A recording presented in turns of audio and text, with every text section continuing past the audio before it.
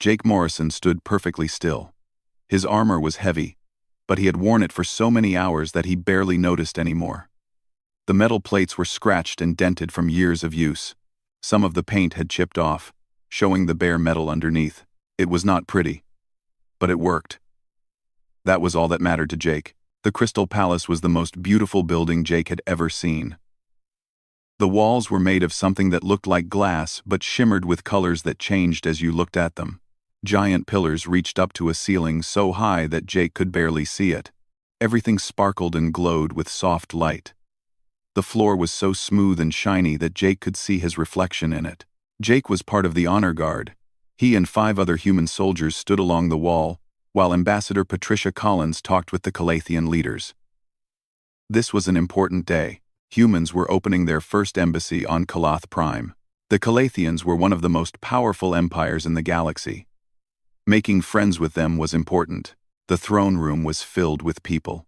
Calathian nobles wore flowing robes made of silk and strange fabrics that seemed to move on their own. Their skin was pale blue, and their eyes were large and dark. They were taller than humans, more slender, and they moved with grace that made Jake feel clumsy in his heavy armor. Ambassador Collins was talking with Emperor Dravos. The emperor sat on a throne that floated above the floor. His robes were white and gold, and a crown of light hovered above his head. He looked old and wise, and his voice was deep and calm. Jake kept his eyes forward. He had been trained not to look around during ceremonies, but he could hear everything. The Calathians were polite to Ambassador Collins, but Jake could tell they did not think much of humans. They asked questions that sounded friendly but had hidden meanings. They smiled, but their smiles did not reach their eyes. A young woman stepped forward from behind the emperor's throne. She wore a dress that changed colors like the palace walls. Her hair was long and silver, and it floated around her head as if she was underwater. She was beautiful, but her eyes were cold. "Father, are these the human warriors we have heard so much about?" she asked. Her voice was clear and carrying. Everyone in the room could hear her. The emperor looked uncomfortable. "Lyra, this is not the time for questions." The young woman ignored him. She walked closer to where Jake and the other soldiers stood. Jake kept looking straight ahead, but he could see her from the corner of his eye. She walked slowly around them, looking at their armor with obvious disgust. "I thought humans were supposed to be great warriors," Princess Lyra said loudly. "But look at this armor. It looks like scrap metal. Did they make it from garbage?" Some of the Calathian nobles laughed. Ambassador Collins stopped talking with the emperor. The room became very quiet. Princess Lyra continued.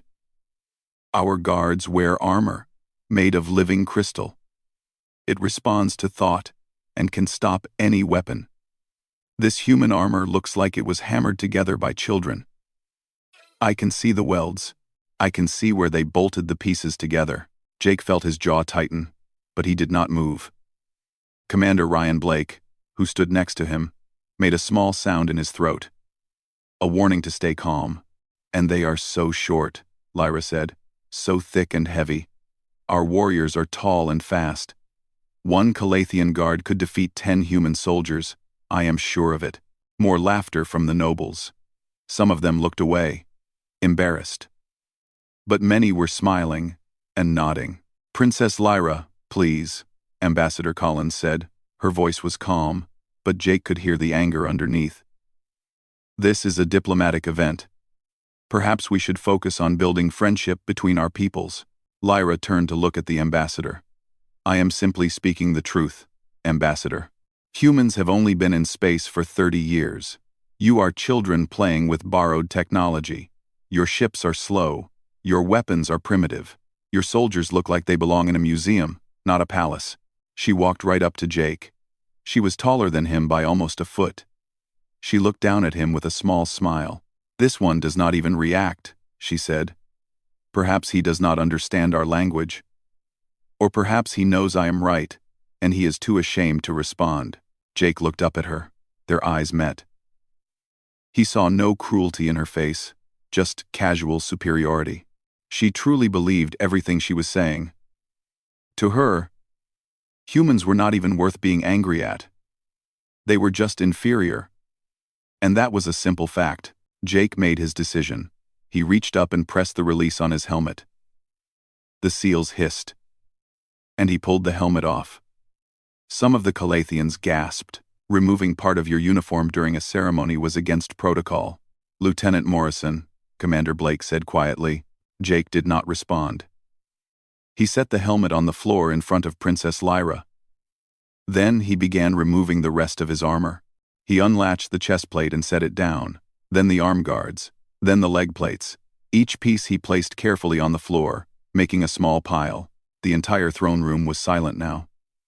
Princess Lyra watched with confusion on her face. The Emperor leaned forward in his throne. Ambassador Collins looked like she wanted to stop Jake but did not know how. Jake removed the last piece of armor and stood in his base uniform.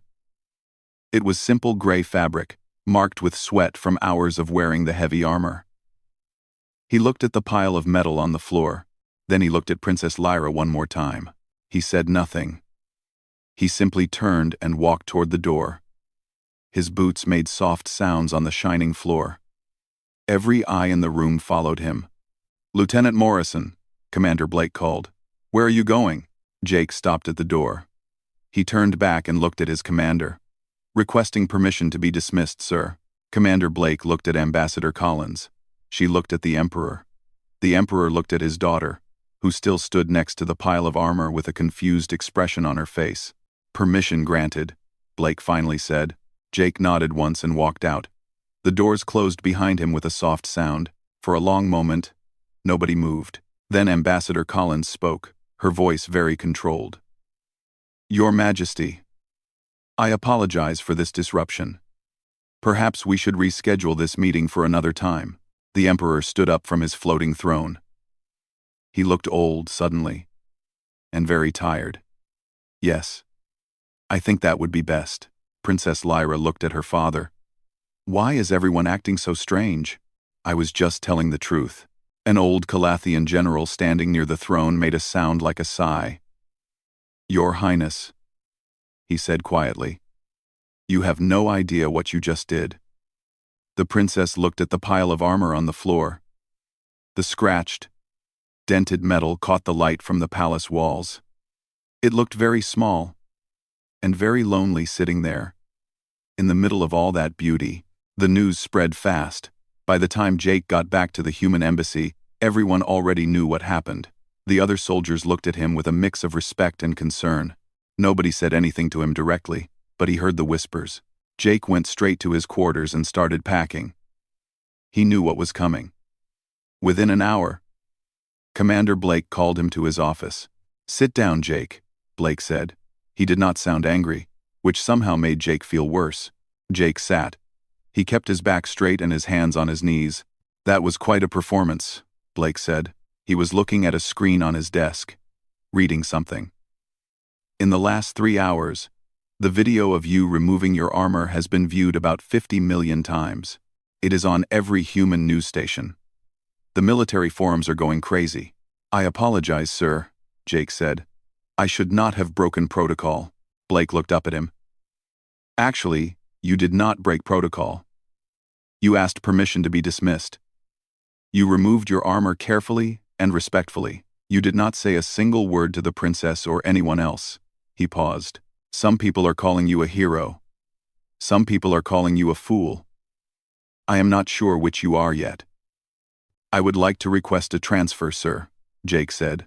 Back to a combat unit. Away from diplomatic duty. Blake nodded slowly. I thought you might. I already approved it. You leave tomorrow for the frontier station on New Hope Colony. He stood up and walked to the window. But before you go, I need to know. Why? Why did you do it? Jake thought about it. She was not wrong, sir. Our armor is crude compared to theirs. Our technology is not as advanced. We are new to space. But, Blake prompted. But she did not know what she was talking about, Jake said. She looked at the scratches on my armor and saw junk.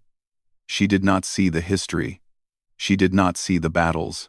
She did not see the friends I lost while wearing that armor. He paused. She was not worth fighting. So I walked away. Blake turned from the window.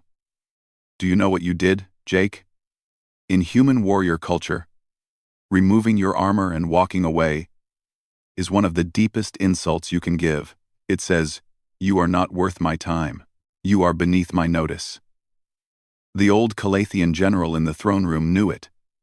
I saw his face. I did not mean to cause an incident, sir. Too late for that, Blake said. But he was almost smiling. Ambassador Collins is furious. Not at you. Exactly. Just at the situation. The Calathians are confused. And Earth. He shook his head. Earth is very, very angry. Jake had not thought about that. He had been focused on the moment, on the princess and her cruel words. He had not thought about what it would mean to millions of humans watching. Go pack, Blake said. And Jake? Thank you for your service here. You did better than I would have. Back in his quarters, Jake opened his computer and saw the messages. Hundreds of them. From old friends. From his family. From people he had never met. Most of them were supportive. Some were angry that he had not done more. A few called him a coward for walking away. He deleted them all and continued packing. On Calith Prime, Princess Lyra sat in her rooms and tried to understand what had gone wrong. Her handmaiden, Syrah, was the only one who would talk to her honestly. You insulted him, Your Highness, Sarah said quietly. You insulted all of them. I told the truth, Lyra said. Their armor is inferior. Their technology is primitive. These are facts. Facts can still be insults, Syrah said. She had known Lyra since they were children. She was one of the few people who could speak freely. Would you like it if someone came here and pointed out all the ways Calathians are inferior to other species? Lyra frowned. But we are not inferior. End quote. The humans probably think the same thing, Syrah said. Emperor Dravos called a meeting with his war minister, Lord Vex Nar. The old general had fought in the expansion wars 40 years ago. He had seen real combat, unlike most of the current generation of Calathians. Tell me honestly, the emperor said, how bad is this? Vex Nar was quiet for a moment. It is bad, Your Majesty. The humans are withdrawing their trade representatives. They have recalled their cultural exchange students. They are being very polite about it. But the message is clear. They are insulted. Because of what Lyra said? The emperor asked. Because of what she said, and how the court reacted, Vex Nar said. But mostly because of what the human soldier did. He just walked away, the emperor said. Exactly, Vex Nar said.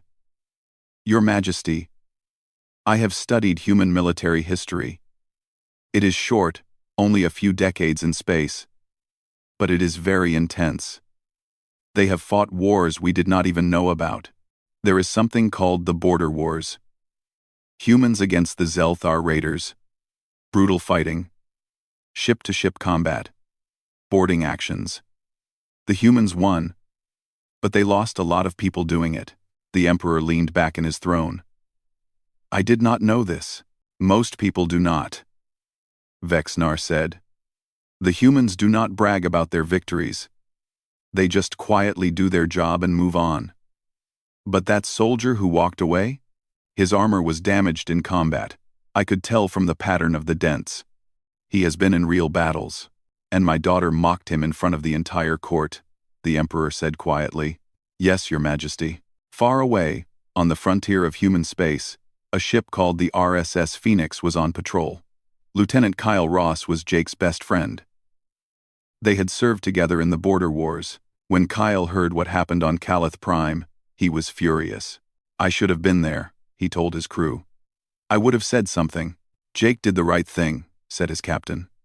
He kept his dignity and made his point. The alarm sounded.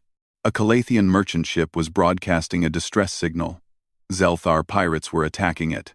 All hands to battle stations, the captain ordered. The Phoenix was a small ship, but it was fast and well armed. They came in hard, weapons firing. The Zelthar had 3 ships surrounding the Calathian merchant. They were ripping it apart, taking cargo and prisoners. The fight was quick and violent, The Phoenix destroyed one Zelthar ship and damaged the other two badly enough that they ran away. But the Calathian merchant was badly damaged. Life support was failing. "Prepare boarding teams," the captain ordered. "We need to get those people out." Kyle led the team across. The Calathian ship was full of smoke and fire. They found survivors trapped in a cargo bay. The door was jammed shut, and the fire was spreading. "Get that door open," Kyle ordered. They used cutting tools and brute force. The door finally gave way. Inside were 15 Calathian crew members, including several who were badly injured. "Everyone out," Kyle said. "Move, move, move." A beam fell from the ceiling. Kyle pushed a Calathian woman out of the way. The beam hit his left arm, crushing it. He screamed, but did not stop moving. With his good arm, he helped carry people to safety. When everyone was safe on the Phoenix, the Calathian captain approached Kyle. His name was Lord Merchant Kale. He looked at Kyle's mangled arm, and then at his face. "You saved my crew," Kale said. "You put yourself in danger for people you do not even know." Kyle was breathing hard from the pain. The medic was working on his arm. "That is what we do," he said simply. Kale was quiet for a long moment. "I saw what happened on Calith Prime. What the princess said to your soldier." "Yeah," Kyle said. "So did I." "She was wrong," Kale said. "Very wrong." News of the rescue spread through Calathian space. Lord Merchant Kale made sure everyone knew what the humans had done, how they had fought without hesitation, how one of them had lost an arm saving Calathian lives. Princess Lyra heard about it. She sat in her room and thought about the soldier who had walked away from her. She thought about the soldier who had lost his arm saving strangers. She began to wonder if maybe she did not know humans as well as she thought she did. 3 weeks passed. Princess Lyra noticed that something had changed. The human embassy was quiet. Ambassador Collins declined an invitation to the Emperor's private hunting festival. The human traders in the markets were packing up and leaving. The cultural center that was supposed to open next month was cancelled. "Why are they leaving?" Lyra asked her father at dinner. Emperor Dravos looked at his daughter with sad eyes. "Because you insulted them." And we laughed. "They are polite people. So they are not making a scene. They are just quietly going away." "But I only spoke the truth," Lyra said. She had said this many times now, and it sounded weak even to her own ears. "The truth can hurt," the Emperor said. "And you did not speak the whole truth. You only spoke the part you could see." Lyra went back to her rooms feeling confused and angry. Sarah was waiting for her. "I need to understand," Lyra said. "I need to know what I did wrong." "Then research them," Sarah suggested. "Learn about humans.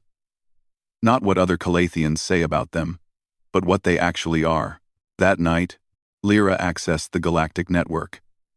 She had never bothered to look up information about humans before. Why would she? Everyone knew they were newcomers, primitives playing at civilization. She started with basic history. Humans had achieved faster than light travel 30 years ago. They had spread to dozens of worlds. They had met other species and established trade. All of this she knew. But then she found something called the Border Wars. The files were scattered and incomplete. The humans had not made detailed records public. But there were reports from the Zelthar, complaints filed with the Galactic Council, and some news footage from independent sources. Lyra watched a video. It showed a human ship, smaller than a Calathian frigate, attacking a Zelthar raider 3 times its size. The human ship should have run away. Instead, it charged straight in, weapons firing. The footage was shaky and unclear, but Lyra could see the human ship ram the raider, break through its hull, and deploy boarding teams. The fighting that followed was savage. The humans fought in close quarters with guns and knives and sometimes just their bare hands. They did not retreat. They did not surrender. They won. Lyra found another video. This one showed the aftermath of a battle on a colony world. The Zelthar had attacked a human settlement. The local militia had held them off for 6 days until the military arrived. When help finally came, they found that the humans had been fighting with broken weapons, improvised explosives, and farm tools. 70% of the defenders were dead, but they had stopped the raid. There were children in that settlement. The humans had fought and died to protect them. Lyra searched for more information. She found a lecture by a human scientist named Dr. Helen Price. The lecture was about comparative military cultures. Lyra almost turned it off, expecting more human boasting. But Dr. Price was not boasting. She was analyzing. Humans train in high gravity, Dr. Price explained in the video. Our homeworld has stronger gravity than most species in the galaxy. When we fight on other worlds, we are faster and stronger than we would be at home. Our armor is heavy because we can carry it. Other species cannot. The video showed human soldiers training. They were running obstacle courses while wearing full armor and carrying heavy packs. They looked tired and sweaty, but they did not stop. Our armor is not beautiful, Dr. Price continued. It is functional. Every piece can be replaced in the field. Every joint can be repaired with basic tools. We designed for survival, not appearance. Lyra thought about what she had said to the soldier. She had called his armor garbage. She had mocked the welds and bolts. But those welds and bolts meant the armor could be fixed. A farmer on a colony world could repair it. It did not need a crystal growth chamber or a master craftsman. She watched more videos. She read battle reports. She learned about human military philosophy. They did not believe in overwhelming superiority. They believed in adaptability. They believed in making do with what they had. They believed in never giving up. Lyra tried to find information about Jake Morrison, the soldier she had insulted. His files were restricted, but she found mentions of him in battle reports. He had fought in the border wars. He had received 3 medals for valor. He had saved his entire squad once when their ship was destroyed, and they were stranded on a hostile world for 2 weeks. The soldier she had mocked as primitive had done things that would terrify most Calathian nobles. She wanted to apologize. She tried to send a message to the human embassy, asking them to forward it to Jake Morrison. The message came back undelivered. He had been transferred to a frontier posting and was unreachable. Meanwhile, far away on the edge of human space, Kyle Ross was recovering from his injuries. His left arm was gone, but the doctors had fitted him with a cybernetic replacement. It was not pretty, just like human armor was not pretty. But it worked. Kyle's ship, the RSS Phoenix, was still on patrol when they received a distress call. Another Calathian vessel was under attack. This time it was a passenger liner carrying families. Not again, the captain said. But there was no hesitation in his voice. All hands to battle stations. Aye he is. Aye he is. They arrived to find 4 Zelthar ships attacking the liner. The Phoenix was outnumbered and outgunned. They attacked anyway. The fight was desperate.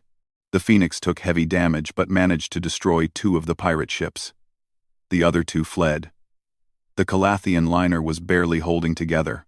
This time, Kyle could not lead the boarding team because of his injury, but he helped coordinate the rescue from the Phoenix.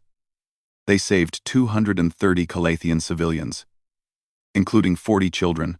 The Calathian captain of the liner was a woman named Lady Mirala. She was a minor, noble, traveling with her family. When she met Kyle, she looked at his cybernetic arm and his tired face. You fought for us again, she said. Even after what happened on Calith Prime. Even after the princess insulted your people, Kyle shrugged. What she said does not change who we are. People needed help. We helped them. Lady Mir Allah made sure this story reached Calith Prime.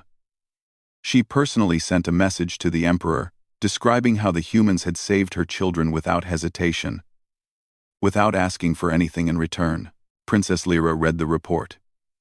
She sat in her room surrounded by all the research she had gathered. Videos of human battles, reports of human courage, stories of human kindness.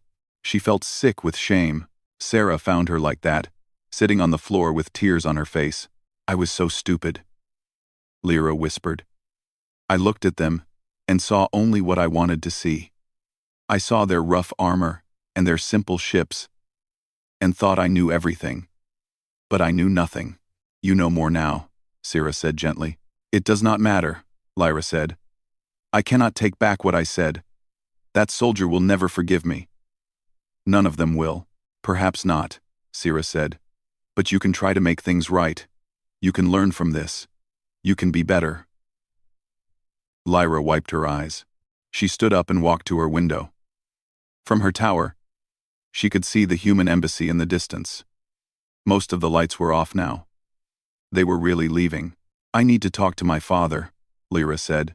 She found Emperor Dravos in his study. He looked up when she entered, surprised. She rarely came to him anymore. Father, she said, I want to apologize to the humans. Properly. But I do not know how. The Emperor set down his work. What brought this change? I learned about them, Lyra said simply. I learned who they really are. And I am ashamed of what I said. The Emperor was quiet for a long moment. Then he said, An apology is good, but words alone will not be enough. You hurt them deeply. And the whole court laughed. They will not trust words. Then what can I do? Lyra asked. I do not know yet, the Emperor said. But we will find a way. What neither of them knew was that the opportunity would come sooner than they thought, and it would come with fire and death. The Xelthar were planning something big. The scattered raids were just the beginning. A storm was coming. And when it arrived, everyone would have to choose what really mattered. The attack came 2 months after the incident in the throne room. The Xelthar launched their largest raid in a century. 3 Calathian border worlds were hit at the same time. Dozens of ships, thousands of raiders. They came fast and hit hard. The Calathian military responded. But they were not ready. They had the best technology in the galaxy. Their ships were faster. Their weapons more powerful. Their shields stronger. But they had not fought a real war in 40 years. Their tactics were old. Their soldiers were trained for parades more than battles. The Xelthar were brutal and experienced. They did not fight fair. They targeted civilians. They used human shields. They set traps and ambushes. Within 3 days, 2 of the border worlds had fallen. The third was barely holding on. Emperor Dravos held an emergency council meeting. His generals gave him the numbers. They could retake the worlds, but it would cost thousands of lives. Maybe tens of thousands. The Calathian military was not used to taking heavy losses. We need help, Lord Vexnar said bluntly. We need the humans. The room went quiet. Everyone knew he was right, but nobody wanted to say it. After what happened, one general asked. They are leaving our space. They want nothing to do with us. Then we ask them anyway, Vexnar said. Pride is worth less than lives. Emperor Dravos looked at his daughter. Princess Lyra sat in the corner of the room. She had asked to attend the council meetings, something she had never done before. She looked pale and scared. Lyra, the Emperor said, this started because of you. It should end because of you too. Will you go to the humans and ask for help? Every eye in the room turned to her. Lyra felt her heart pounding. She could say no. She could let someone else do it. But she knew her father was right. This was her responsibility. Yes, she said. Her voice shook, but she said it clearly. I will go. The human embassy was almost empty. Most of the staff had already left. Ambassador Collins was still there, packing the last of her things. When Princess Lyra was announced, Collins considered refusing to see her. But curiosity won out. Lyra entered the office. She wore a simple dress, not her royal robes. She looked young and scared. Ambassador Collins, Lyra said. Thank you for seeing me. Make it quick, Collins said. She was not rude, but she was not warm either. I have a ship to catch. My people need help, Lyra said. The Xelthar are attacking our border worlds. We are losing. Civilians are dying. She paused. I know I have no right to ask. I know what I said was wrong, but I am asking anyway. Please help us. Collins studied her for a long moment. Why should we? You made it very clear what you think of human soldiers. I was wrong, Lyra said. She felt tears in her eyes but forced them back. I have spent the last 2 months learning about your people. I know about the border wars. I know about the rescues. I know about the sacrifices. I was ignorant and cruel, and I am sorry. I am not the one you need to apologize to, Collins said. I know, Lyra said. But Lieutenant Morrison is gone, and I cannot reach him. So I am apologizing to you, and asking you to help people who laughed at your soldiers. Collins was quiet. Then she said, I cannot make this decision. You need to talk to General Kane. He commands the military forces. The call to General Kane was set up within an hour. Lyra sat in a communication room, her hands shaking. When the general's face appeared on the screen, she saw a man with gray hair and hard eyes. He had scars on his face. This was a man who had seen real war. General Kane, Lyra said. I am Princess Lyra of the Calathian Empire. I know who you are, Kane said. His voice was flat. I saw the video. Lyra felt shame wash over her again. Then you know I have no right to ask for anything. But my people are dying. Children are dying. The Zelthar are slaughtering civilians. We need help. Kane leaned back in his chair. Why should human soldiers die for people who mock them? Why should I send my men and women into danger for an empire that thinks we are primitives? Lyra had prepared many arguments. She had practiced speeches about alliance and mutual benefit, and galactic stability. But facing this hard-eyed general, all of that seemed hollow. You should not, she said honestly. We do not deserve your help. I insulted your soldier. My people laughed. We were wrong, and cruel, and stupid. But the civilians on those worlds did nothing wrong. The children did nothing wrong. And they are suffering because of a war that is not their fault. Kane was quiet for a long time. Lyra thought he was going to refuse. Then he spoke. We will help, he said. Not because you asked nicely. Not because we have forgiven you. We help because it is the right thing to do. That is what humans do. We help, even when it costs us. Even when people do not deserve it. Maybe you will understand that better after you see what war really is. The call ended. Lyra sat in the empty room and cried. Not because she was happy, but because she understood now what Jake Morrison must have felt when she mocked him. She had looked at his scarred armor and seen only junk. She had not seen the honor and the sacrifice it represented. Within 12 hours, the human Third Fleet entered Calathian space. Admiral Lisa Grant commanded 50 ships. They were not as pretty as Calathian vessels. They were blocky and functional, but they were fast, and they were ready. Among the troops being deployed was Jake Morrison's unit. He was now a sergeant, leading his own squad. When he heard they were going to help the Calathians, he felt nothing. Not anger. Not satisfaction. Just a job that needed doing. The human fleet met the Calathian forces at the third border world, Calath 4. The battle had been going on for 5 days. The Zelthar had landed troops on the planet and were fighting house to house in the cities. Admiral Grant did not waste time. She sent her ships straight into the fight. The Zelthar were surprised. They had expected the Calathians to fight cautiously, protecting their expensive ships. The humans did not fight that way. Human ships drove straight into the enemy formations. They traded hits. They took damage. But they kept coming. When they were close enough, they launched boarding parties. Human Marines crossed empty space in armored suits and cut their way into Zelthar ships. The fighting was savage. The Zelthar were vicious fighters, but the humans had been fighting them for years. They knew their tactics, they knew their weaknesses, and they did not stop. On the ground, Jake Morrison's unit was dropped right into the middle of the heaviest fighting. A Calathian city was surrounded, and civilians were trapped inside. The human troops had to break through enemy lines to reach them. Jake led his squad through streets filled with smoke and fire. They moved building by building, room by room. The Zelthar fought from ambush positions. Jake lost 2 soldiers in the first hour, but they kept moving forward. That was what humans did. They kept going. Princess Lyra watched from orbit. Against all advice, she had insisted on coming to the battle.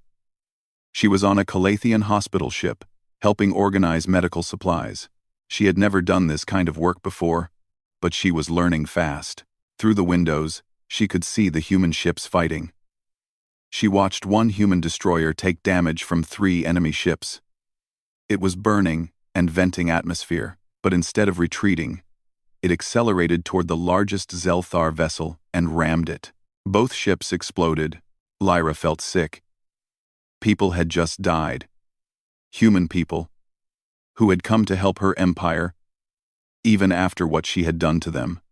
They fight like demons, a Calathian officer said, watching the same scene. No fear at all.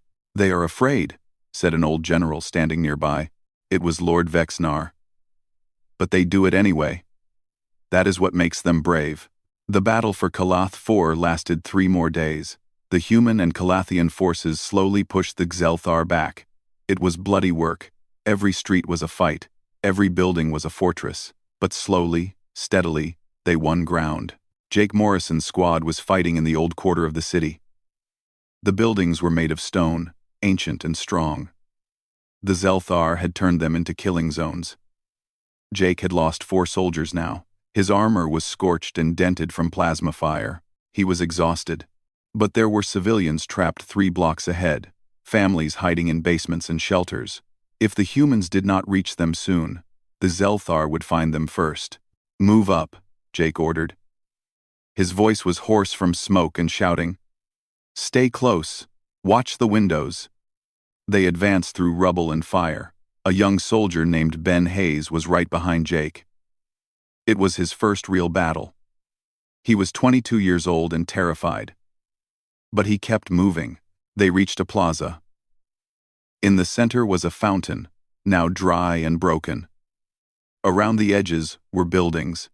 Jake's instincts screamed danger. It was too open, too perfect for an ambush. Fall back, Jake said. But it was too late. The Xelthar opened fire from 3 buildings at once. Plasma bolts filled the air. Jake's squad scattered, looking for cover. Ben Hayes went down, hit in the leg. He screamed. Jake ran to him, grabbing his armor and dragging him behind a piece of broken wall. More plasma fire ripped through the air.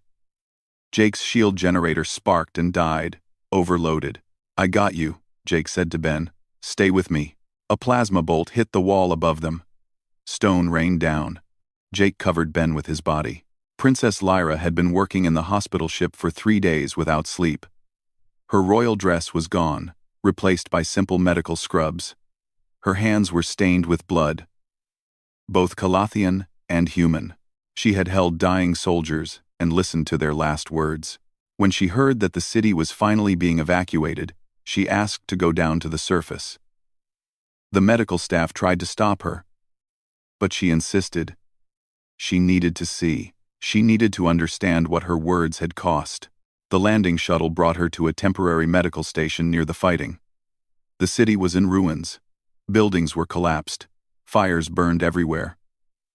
The air smelled of smoke and death. Wounded soldiers were being brought in constantly. Calathian and human, lying side by side. The medics did not care what species you were. They just tried to save everyone they could. Lyra helped where she could. She carried supplies. She held hands. She said words of comfort even when she knew the words were not enough. Then they brought in Jake Morrison. He was unconscious, badly burned.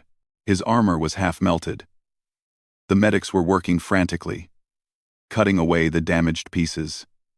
Lyra stood frozen, staring at him. This was the soldier she had mocked, the one whose armor she had called garbage. That garbage had saved his life. The cheap welds and bolts she had laughed at had held together under fire that would have killed him otherwise. Move or help, a medic snapped at her.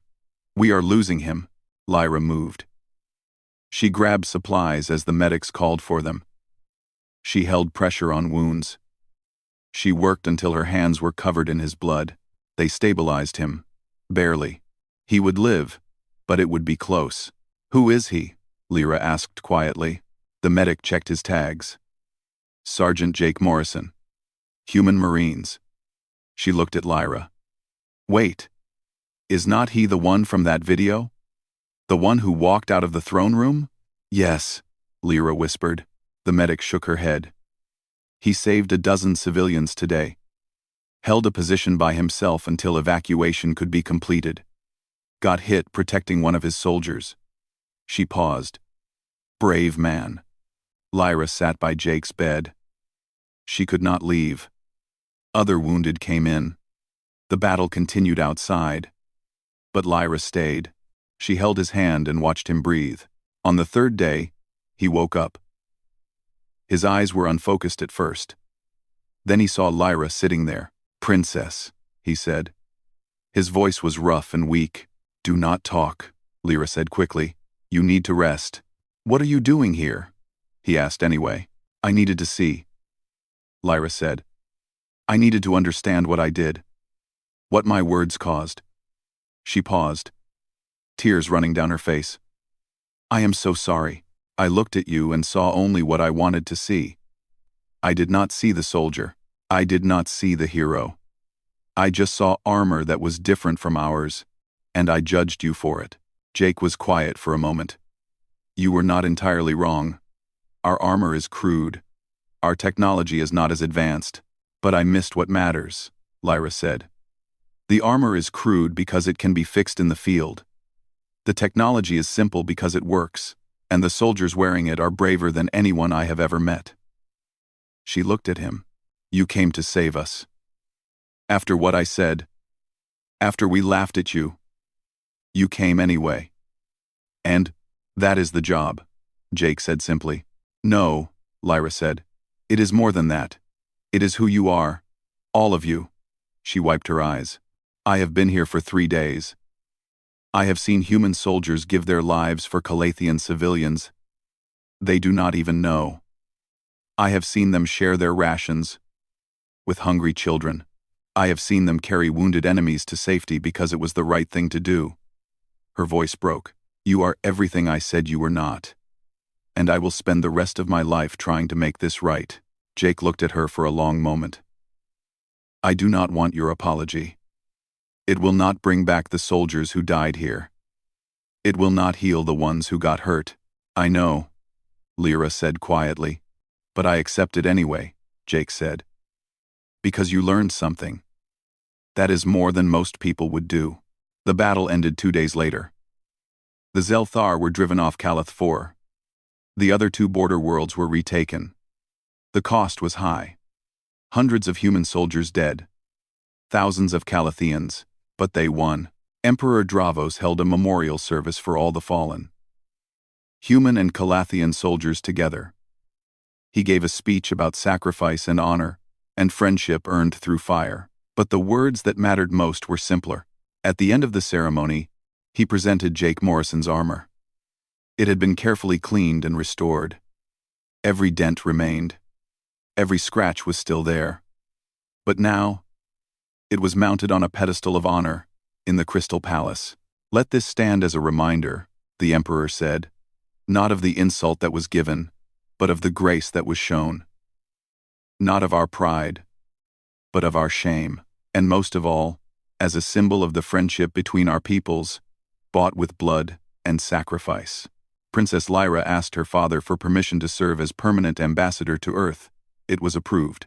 She would spend the next years learning about humans, building the relationships she had almost destroyed. 6 months later, she arrived on Earth. It was smaller than Calath Prime. The gravity was heavier. The cities were more crowded and less beautiful. But there was a warmth there, a vitality that Calath Prime lacked. Jake Morrison was assigned to embassy security. When Lyra arrived at the spaceport, he was there in his dress uniform. Not armor, just a simple uniform with his medals. Lyra approached him carefully. She wore a plain suit, not royal robes. She carried her own bags. Sergeant Morrison, she said. I mean, Captain Morrison. He had been promoted after the battle. Ambassador, he replied formally. I know it will take time, Lyra said.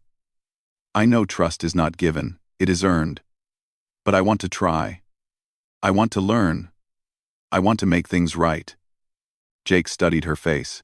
He saw the exhaustion there, the weight of guilt she carried. He saw someone who had learned a hard lesson and was trying to do better. Everyone deserves a second chance, he said finally. Even princesses who do not know when to keep quiet. It was almost a joke. Lyra smiled, tentatively.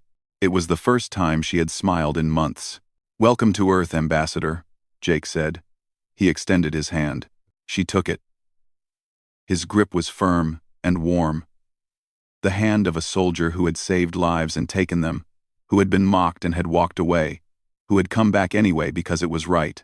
They walked together into the embassy. Behind them, human children played in gardens that might not have existed if soldiers like Jake had not fought for them. Above them, ships from a dozen worlds crossed the sky, carrying trade and friendship and hope. The universe was vast and full of differences. But in the end, what mattered was simple: honor, courage, the willingness to admit when you were wrong, and the strength to try to make things right.